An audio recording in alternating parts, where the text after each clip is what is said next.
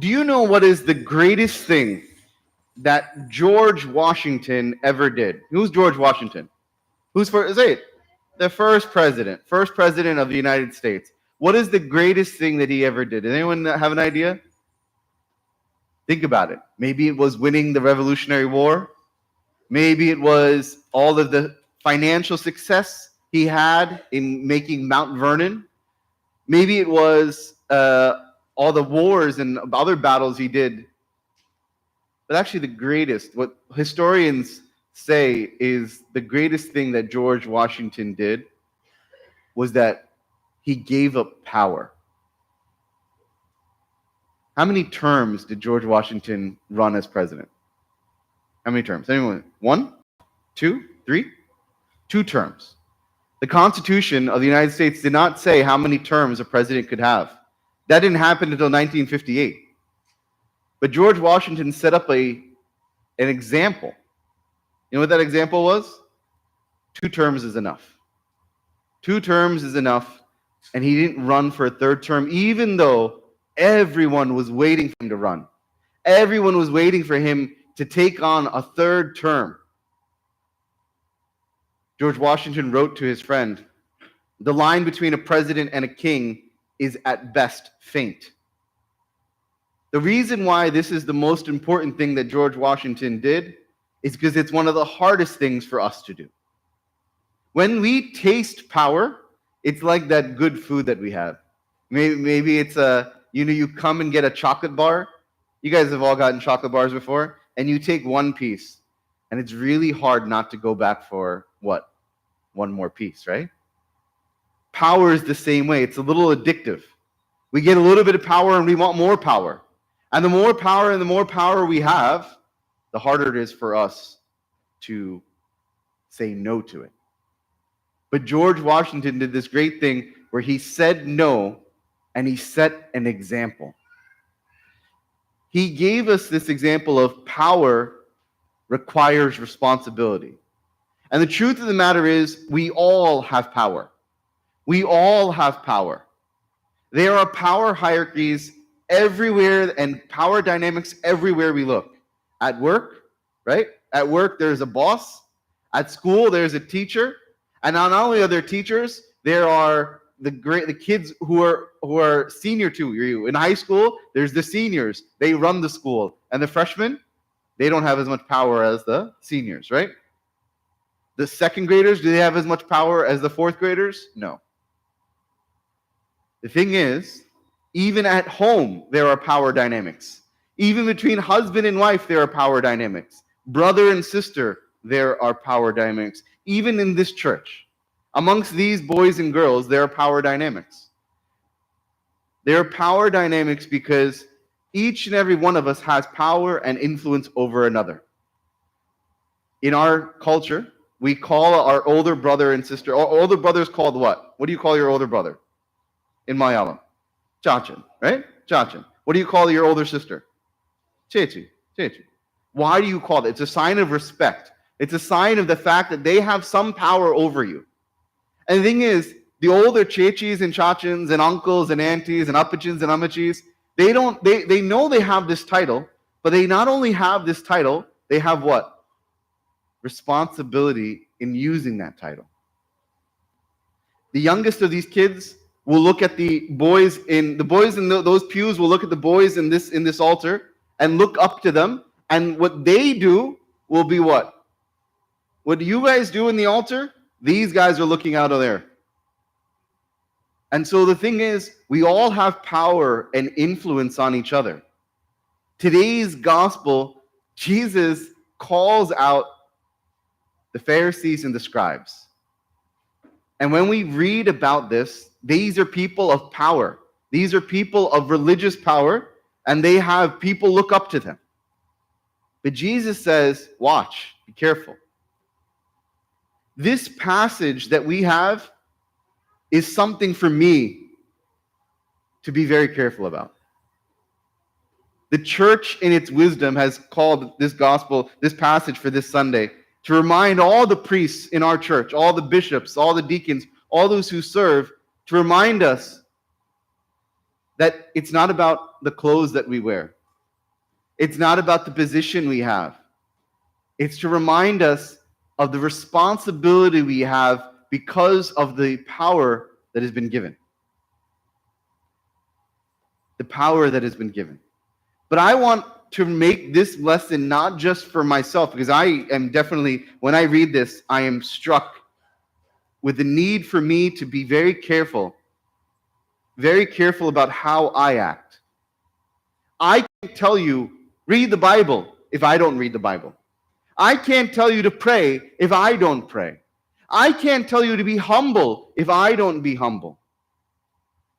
You know, last week we were in the kitchen, and I came and I'd seen the trash in the sacristy was full. So I came over with that trash and took it over. And one wonderful woman in our parish came to me and she scolded me and she said, "Achin, all these acolytes are standing here, none of them are doing anything. Why don't they take out the garbage?" And I wholeheartedly agree. They should. But how can I tell them to take out the garbage if I don't take out the garbage myself? How can I direct these young men to be God-fearing men if I'm not God-fearing myself? This is the responsibility of power. This is the responsibility that each and every one of us has. Parents often will say, "Don't watch the TV," while they are holding their phone and watching something. We have to practice what we preach, right?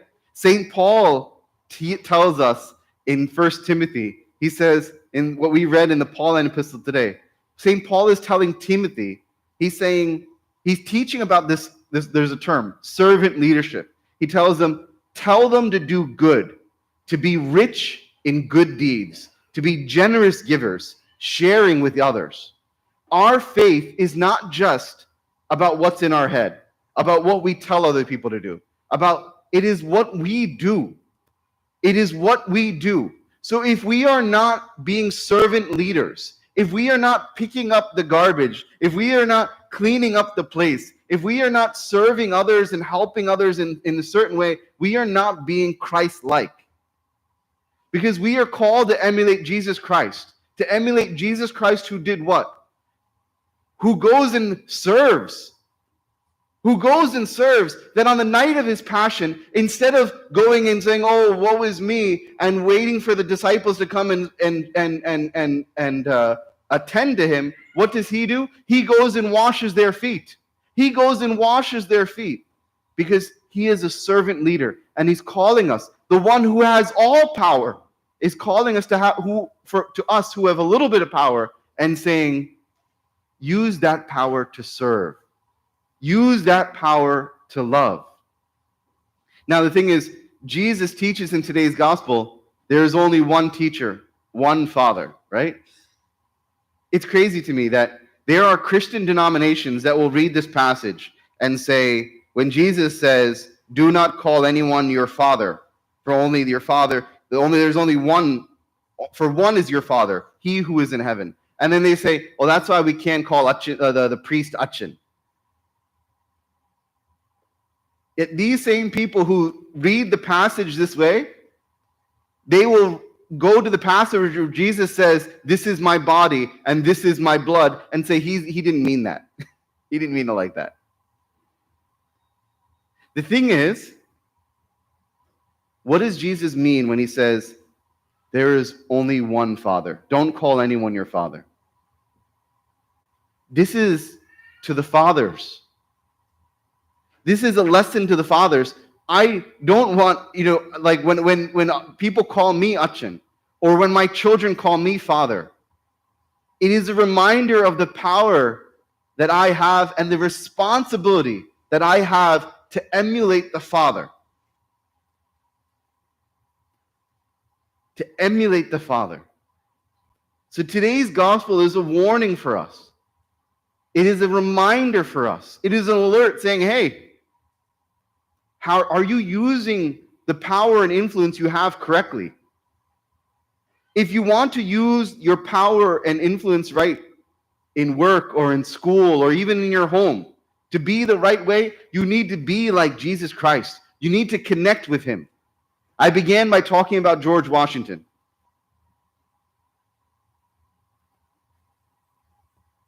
Why did George Washington give up that power for that third term? Do you know one of the things that people say about George Washington? That he was a man of prayer. There is many accounts of the fact that before a battle and before the difficulty decisions that he had to make, he would sit kneeling and praying. They found that he had prayer journals. In one of his prayer journals, he writes, "O most glorious God, let me live according to those holy rules which thou hast this day prescribed in the holy word. Direct me to the true object, Jesus Christ, the way, the truth, and the life. Bless, O Lord, all the people of this land." George Washington was able to make the most important decision that shaped where we are now, based on doing what? By prayer, by connecting with Jesus Christ. It is this faith in Christ that potentially gave birth to the way that this nation runs. I pray that I can make such good decisions. I pray that all of us can make such good decisions. But to make such good decisions means that I need to be connected to him and to have his wisdom and his discernment leading me and guiding me, because he is the way, the truth, and the life. That wisdom only comes through prayer. That wisdom only comes through faith. Prayer is an act of obedience to say, God, I submit to your power and I ask you for your wisdom. The first step to knowing how to use prayer, use our power rather, is to pray, to submit to God and his authority. So if we want to be good leaders, we need to be good servants of God first. So let us at this time spend this time praying and submitting to the all-powerful, all-loving God and asking him to lead us, to help us to make right decisions and to use the power that he has granted us for good. All glory and honor to the Father and to the Son.